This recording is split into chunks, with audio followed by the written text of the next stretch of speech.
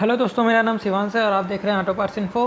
तो आज हम बात करने जा रहे हैं इंजन कूलिंग सिस्टम के बारे में। तो इंजन कूलिंग सिस्टम में क्या क्या यूज़ होता है और कैसे काम करता है ये बताता हूँ, और क्यों इंजन कूलिंग सिस्टम को यूज़ करते हैं हम ये बात करेंगे। तो इंजन कूलिंग सिस्टम में जो हम यूज़ करते हैं इंजन को कूल करने के लिए, वो इंजन कूलेंट होता है। कूलेंट को हम यूज़ करते हैं इंजन को कूल करने के लिए। और ये इंजन कूलिंग कैसे काम करता है कि इंजन के अंदर कुछ पैसेज होते हैं, गलिया टाइप करती नालियाँ होती हैं जो कि आपके ब्लॉक और सिलेंडर में होती हैं, जहाँ से आपका ये कूलेंट फ्लो होता है और वहाँ से वो इंजन की गर्मी को अपने अंदर एब्जॉर्ब करता है और जाके फिर रेडिएटर में देता है। वाटर पंप का यूज़ होता है इंजन के कूलेंट को चलाने के लिए। पंप का, जैसे आप जानते ही हैं, पंप की ज़रूरत होती है किसी भी जगह पानी को किसी भी जगह पहुंचाने के लिए। तो पंप हमारा कूलेंट को सर्कुलेट करता है पूरे इंजन में। उसके बाद थ्रोटल बॉडी के थर्मोस्टेट वाल्व होता है। थर्मोस्टेट वाल्व जो होता है हमारे इंजन के कूलेंट के टेम्परेचर के ऊपर वर्क करता है। तो मतलब इंजन कूलेंट का अगर टेम्परेचर ज़्यादा होगा तभी ये ओपन होगा, अदरवाइज़ ये कूल रहेगा। थर्मोस्टेट वाल्व का यूज़ करते हैं इंजन के टेम्परेचर को मेंटेन करने के लिए। उसके बाद अगर मैं बात करूँ रेडिएटर का, तो रेडिएटर का काम क्या होता है। रेडिएटर हमारा इंजन कूलेंट को जो गर्मी एब्जॉर्ब करा रहता है इंजन की, उसे आके रेडिएटर में अपनी एनर्जी को देता है और उसके बाद वो गर्मी इन्वायरमेंट में चली जाती है और वो फिर ठंडा होकर फिर सर्कुलेट होता है by the help of water pump. और रेडिएटर फ़ैन होता है, यूज़ होता है। रेडिएटर फ़ैन जो हवा होती है उसे अपनी ओर खींचता है और रेडिएटर की जो रेडिएटर से होते हुए, रेडिएटर फिन्स से होते हुए टकराते हुए यह हवा आती है और जो गर्मी होती है कूलेंट की वो रेडिएटर के फिन्स में जाती है और फिन्स उसके बाद उस गर्मी को एनवायरनमेंट में छोड़ता है। रेडिएटर कैप होता है, लगा हुआ रहता है। रेडिएटर कैप का काम क्या होता है, प्रेशर, रेडिएटर के प्रेशर को मेंटेन करना, कूलिंग टेम्परेचर के प्रेशर को मेंटेन करना। अब कूलिंग सिस्टम के बारे में बात करो तो कूलिंग सिस्टम हमारे पास दो टाइप के होते हैं। पहला एयर कूल्ड कूलिंग सिस्टम और दूसरा होता है वाटर कूल्ड और कूलिंग सिस्टम। तो पहला ये हमारा एयर कूल्ड कूलिंग सिस्टम है, जो कि आप मोटरसाइकिलों में देख सकते हैं। उसमें ये लाइनिंग बनी रहती है, इसे हम फिन्स बोलते हैं। इसी के द्वारा हमारी जो इंजन की हीट होती है वो इन्वायरमेंट में जाती है, यहाँ से आपकी एयर टकराती है। उसके बाद ये यहाँ से आपकी जो फिन्स में गर्मी होती है उसे एब्जॉर्ब करती है और फिर ये हमारा इंजन ठंडा होता है। ऊपर की फिन्स लंबी होती है क्योंकि ऊपर हीट का मतलब जो गर्मी सबसे ज़्यादा ऊपर ही जनरेट होती है पिस्टन और टॉप एंड पे जहाँ पे स्पार्क होता है वहाँ पे ज़्यादा गर्मी जनरेट होती है, हीट जनरेट होती है। और as comparison to BDC bottom dead centre के पास। तो ये हमारा जो मैंने आपको बताया था पहले कि इंजन के बारे में, इंजन में क्या क्या पार्ट होते हैं। इसमें रेडिएटर हो गया, वाटर पंप हो गया, इंजन ब्लॉक हो गया, हीटर हो गया, थर्मोस्टेट हो गया, रिज़र्व टैंक हो गया और फ़ैन हो गया।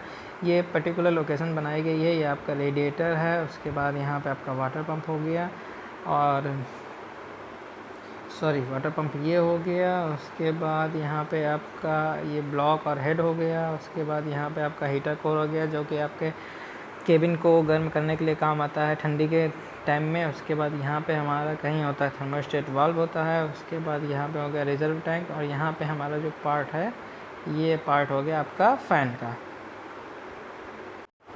अब मैं रेडिएटर के बारे में बात करूँ तो रेडिएटर हमारे दो टाइप के होते हैं, डाउन फ्लो और साइड फ्लो डायरेक्शन में होते हैं। रेडिएटर का जो फ्लो होगा कूलेंट का, ये दो डायरेक्शन में होता है। ऊपर वाले आपको कहते हैं यहाँ से हमारा कूलेंट इंटर करता है, यहाँ से हमारा फिर कूलेंट ठंडा होकर बाहर निकलता है। इसमें भी ऐसे ही होता है, यहाँ से आपका साइड से कूलेंट आपका इंटर करता है, उसके बाद इस साइड से आपका कूलेंट बाहर निकलता है। और हमारे मारुति में ऐसा कुछ होता नहीं है यहाँ पे कि ट्रांसमिशन ऑयल कूलर हो। और जो कि बड़ी गाड़ियाँ होती हैं 80 ऑयल होता है, उसके लिए अलग से ट्रांसमिशन कूलर लगा भी होता है। नहीं होता है तो वो रेडिएटर के साथ अटैच होता था पहले के समय में, अब अलग से आने लगे हैं, आपके ट्रांसमिशन के साथ ही लगे होते हैं। तो इस दो टाइप के हमारे रेडिएटर होते हैं। रेडिएटर में जो ट्यूब्स लगे होते हैं उन्हें बोलते हैं हम कोर ट्यूब्स, और जो फिन्स होती है ये जो लाइनिंग सी होती है, इन्हें हम कूलिंग फिंस बोलते हैं। इसी के द्वारा हमारी गर्मी को इन्वायरमेंट में रिलीज़ किया जाता है। तो ये हमारा थर्मोस्टेट वाल्व है। इसमें आप देख सकते हैं इसके पार्ट के नाम भी लिखे हैं। ये आपके स्प्रिंग है, ये हमारा बाईपास वाल्व है, ये हमारी सील है, ये हमारा वाल्व है और ये हमारा चार्ज सिलेंडर है। अगर थर्मोस्टेट वाल्व की वर्किंग के बारे में बताऊं तो अगर इंजन का टेम्परेचर, कूलिंग टेम्परेचर आपका 88 या 92 डिग्री, दो टेम्परेचर होते हैं, इस तरह के टेम्परेचर होते हैं जिस पे ये हमारा थर्मोस्टेट वाल्व ओपन होना चालू हो जाता है। अगर 88 डिग्री सेल्सियस से अगर कूलेंट का टेम्परेचर कम है तो आपका कूलेंट का फ्लो आपका इस डायरेक्शन में होगा, ना कि आपका रेडिएटर साइड में जाएगा। अगर आपका कूलेंट का टेम्परेचर आपका 88 डिग्री से ऊपर हो जाता है तो ये आपका जो वाल्व होता है, ये वाल्व आपका धीरे धीरे नीचे की ओर खसकने लगता है। जैसे कि इस पिक्चर में आप देख सकते हैं, जब ये नीचे की ओर खसकता है तो ये बाईपास वाल्व को बंद कर देता है और उसके बाद ये फ्लो आपका रेडिएटर की ओर जाता है। ये काम होता है कूलेंट का थर्मोस्टेट वाल्व का, कि इंजन के टेम्परेचर को मेंटेन करना। अगर टेम्परेचर बहुत हाई होता है तो ये आपका पूरा ओपन हो जाता है। तो 100 डिग्री सेल्सियस पे ये आपका पूरा का पूरा ओपन हो जाता है और 88 डिग्री सेल्सियस जैसे पार करता है वैसे वैसे ये आपका थर्मोस्टेट वाल्व नीचे की ओर खसकना चालू कर देता है। ये कुछ इस तरह का हमारा वाटर पंप होता है। वाटर पंप का काम होता है कूलेंट को रेडिएटर इंजन में हमारे पुश करना, कूलेंट को, और इंजन को ठंडा करना एट द हाई स्पीड।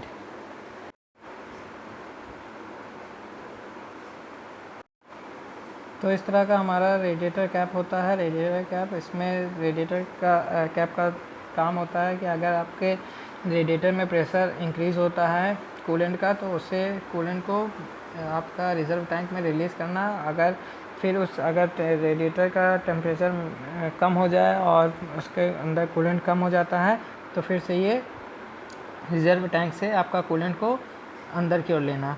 तो ये काम होता है रेडिएटर कैप का। तो रेडिएटर कैप आपका देख सकते हैं, इसमें ऊपर वाली ये जो स्प्रिंग होती है इसे हम बोलते हैं मेन सील स्प्रिंग। ये हो गया अपर सील। ये हमारा वैक्यूम वाल्व हो गया। उसके बाद ये हो गया प्रेशर वाल्व हमारे हैं। ये प्रेशर वाल्व, ये जब प्रेशर होता है कूलेंट का प्रेशर अगर आपके रेडिएटर के अंदर हाई हो जाता है तो ये आपका ऊपर की ओर पुश कर देते हैं और उसके बाद हमारा कूलेंट हमारा रिज़र्व टैंक में चला जाता है। तो ये कुछ थी इन्फॉर्मेशन जो कि मैं आपके साथ शेयर करना चाहता था। Thank you for watching auto parts info.